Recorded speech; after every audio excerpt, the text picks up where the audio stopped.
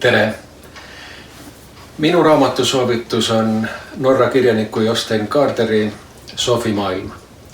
Aasta tagasi, kui tuli välja lavastus Apelsinitüdruk Nuku teatris, siis õnnestus mul autoriga ka vestelda. Ja nii tema Apelsinitüdruk kui Sofi maailm mõlemad käsitlevad selliseid elu põhiküsimusi. Miks me oleme, kes me oleme, mis on selle kõige tähendus. Ja need küsimused on teadagi filosoofilised. Sofi maailm võib öelda ongi filosoofia õpik.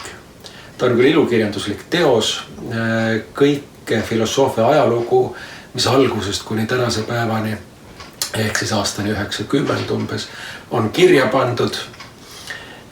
Kõik see on siin mitmekihiliselt nii kirjaniku tekstina kui kirjaniku tekstina, kelle kirjanik on loonud, siia välja toodud ja ääretult köitev ja kerge lugemine, mida filosoofia iseenesest ju ei ole.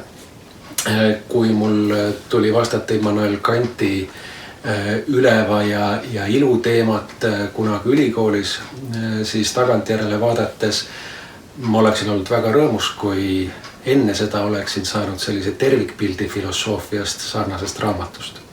Nii et väga soovitan. Raamat ise ei kuulu küll minu raamaturiiulisse, selle ma olen laenanud sugulaselt ja siinkohal kinnitan, et tagastan selle sugulasele, nii nagu ka teie tagastage kõik laenatud raamatud, et raamat tahab oma koju tagasi.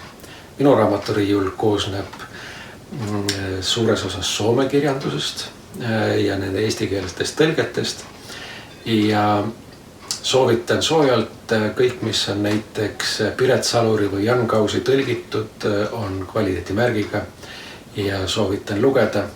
Ja nii nagu filosoofia kinnitab, kõik on maailmas omavahel seotud. Jan Kaus mitmekülgse inimesena on ka meie Martin Edeni lavastuse üks dramatiseerijatest, mis tuleb sügisel Nuku teatri lavale.